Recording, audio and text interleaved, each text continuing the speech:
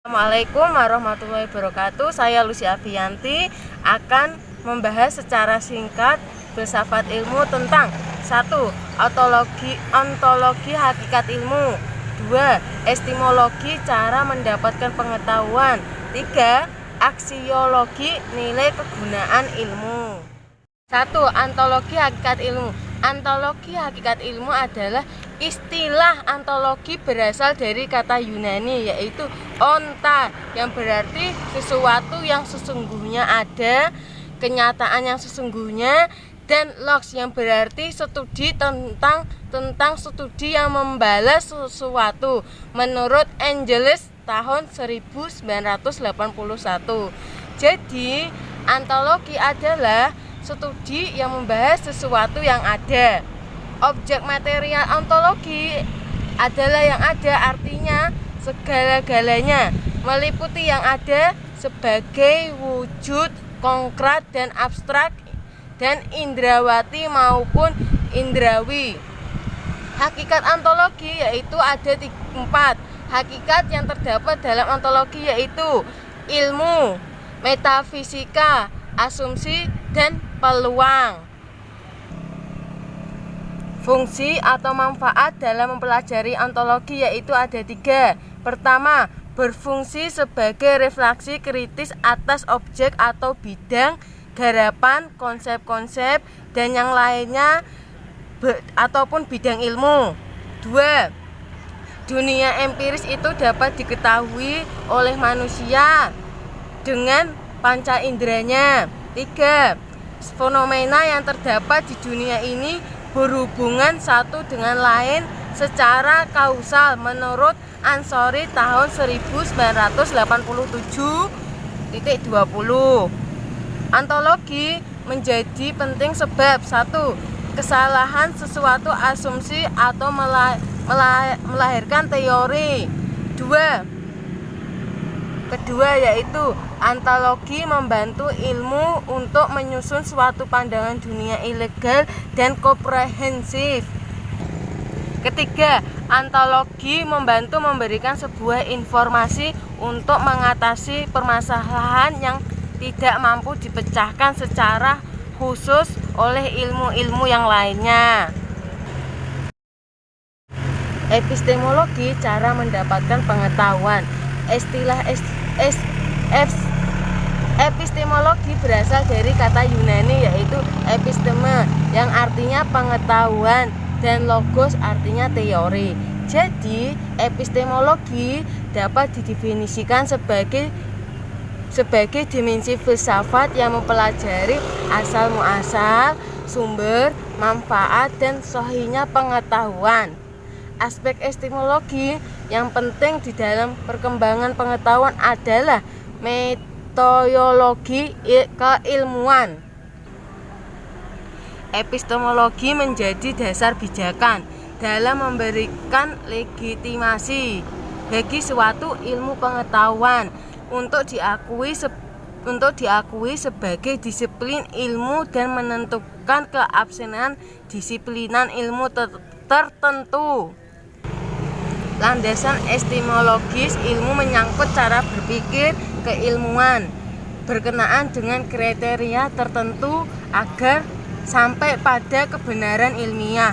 Dengan kata lain, yang dibicarakan dalam epistemologi ilmu adalah suatu proses berpikir ilmiah. Sesuai dengan perkembangannya, ilmu berkembang melalui taraf berpikir sebagai berikut. 1. Ilmu rasional. 2. Ilmu rasional empirik. Dan 3. Ilmu rasional empirik eksperimental.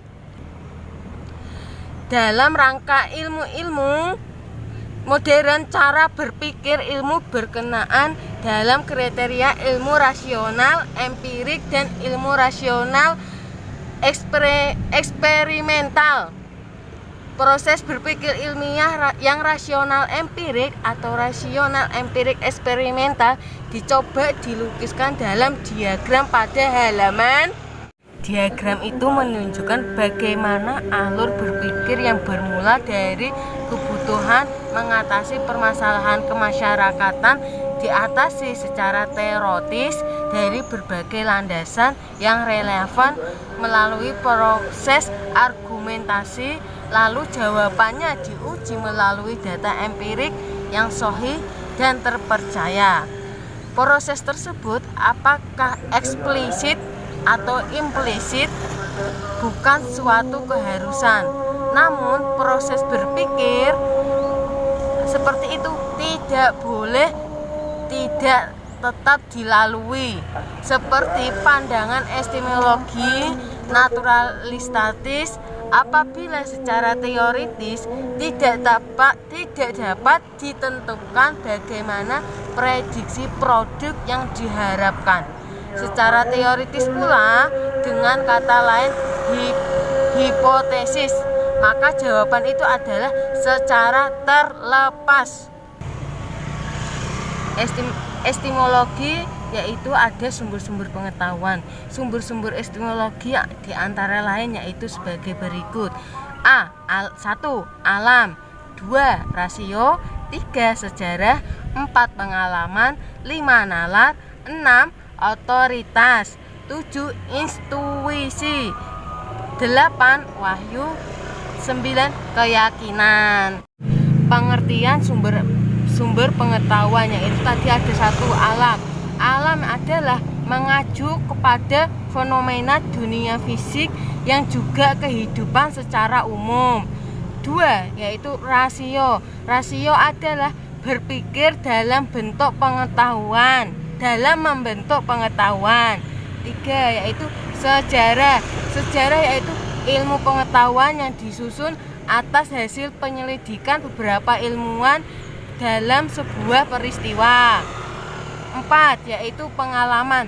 Pengalaman yaitu hasil persentuhan alam dengan panca indera manusia maupun panca indera secara tidak terlihat.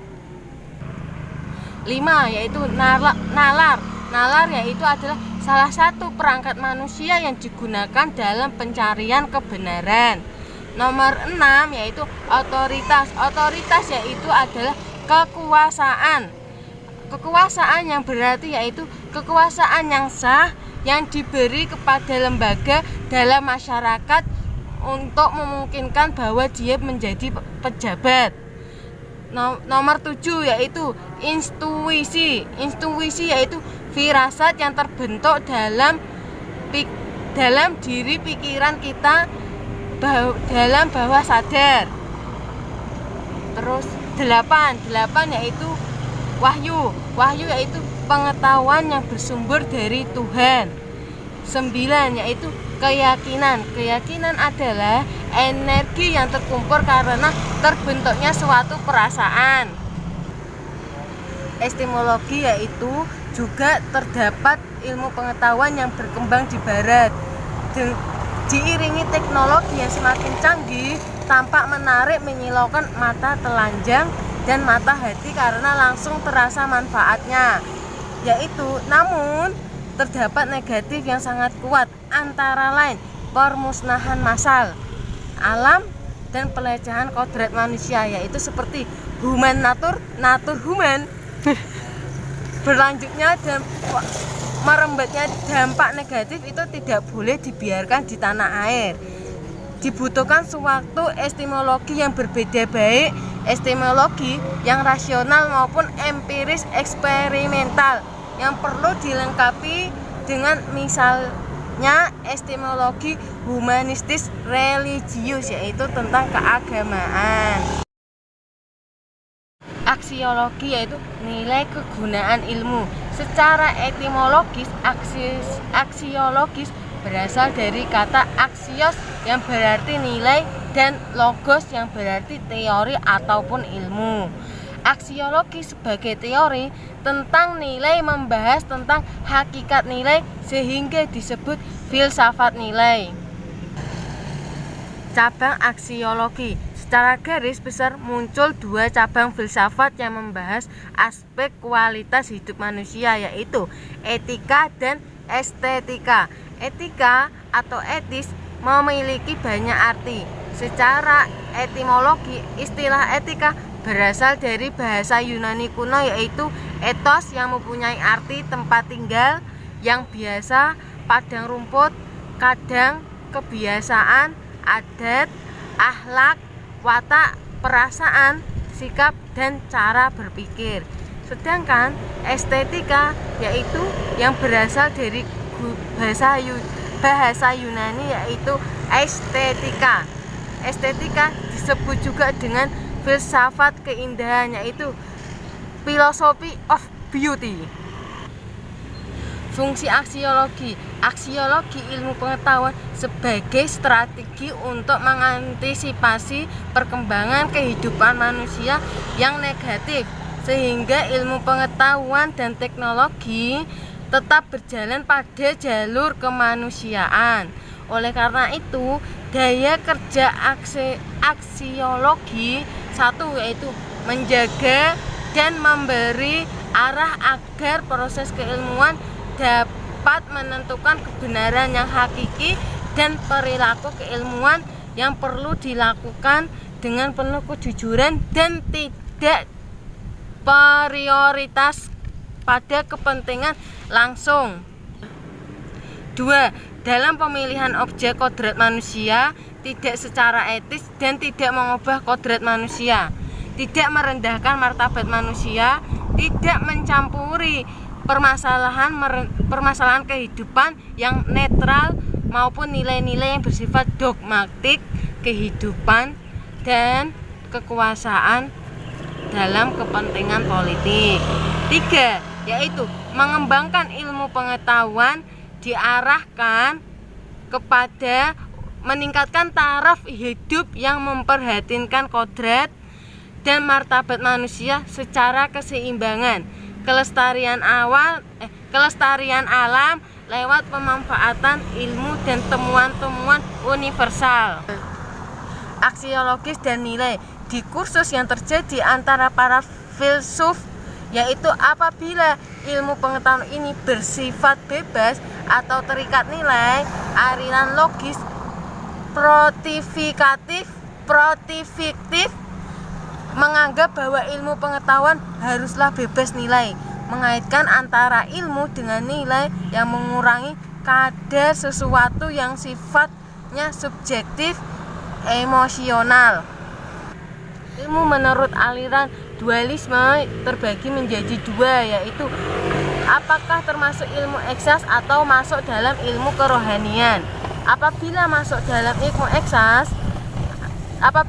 dalam kelompok ilmu eksas maka tidak dikaitkan dengan nilai karena ilmu eksas sudah mempunyai hukum-hukumnya sendiri sehingga tidak perlu matematika. Misalnya 1 tambah 2 ya tetap 3, 2 tambah 1 juga tetap 3, 1 ditambah 1 tambah 1 ya tetap 3. Maka tidak perlu ilmu yang lainnya dengan pertimbangan disiplinan ilmunya. Pendapatan yang muncul di era kontemporer ini adalah baik ilmu eksas maupun ilmu-ilmu sosial, apalagi kerohanian, tidak mungkin bebas nilai. Perkembangan ilmu pengetahuan yang terjadi di era kontemporer menunjukkan adanya spesialis yang sempit. Filsafat sebagai awal dan dasar segala ilmu mulai ditinggalkan satu persatu oleh anak-anaknya. Hubungan antara nilai dan budaya. Pembahasan tentang masalah nilai perlu lebih dahulu dibedakan antara objek bernilai, subjek yang menilai, dan nilai sebagai konsep ukuran menurut Rosherz tahun 1969. Konsep ukuran menyangkut masalah buruk-buruk, indah jelek, benar salah, adil dan lalim. Nilai sebagai konsep ukuran memungkinkan subjek melakukan penilaian atas objek yang dihadapi. Subjek yang melakukan penilaian pada dasarnya melakukan upaya penerapan ukuran atas subjek bernilai. Hal-hal yang berhubungan dengan penilaian sesungguhnya merupakan bagian yang tidak terpisahkan dari kebudayaan. Faktor budaya berpengaruh dalam proses penilaian. Hal ini dapat dilihat dalam kehidupan bahwa cara penilaian secara warga masyarakat dari lingkungan budaya yang sama atas objek yang sama, maka hasilnya kurang lebih sama. Kondisi demikian tentunya akan terjadi apabila objek yang dinilai oleh orang-orang yang datang dari lingkungan budaya yang berbeda. Nilai sebagai konsep ukuran yang diyakini seorang merupakan bagian dari kebudayaan. Konsep ukuran tersebut tidaklah bebas dari penilaian. Konsep ukuran nilai sekaligus juga merupakan objek penilaian, objek bernilai yang potensial untuk dinilai. Sekian dari saya ringkasan pembahasan ilmu ini yang bertema ontologi, aksiologi, dan epistemologi. Mohon maaf apabila ada tutur kata yang tidak berkenan. Wassalamualaikum warahmatullahi wabarakatuh.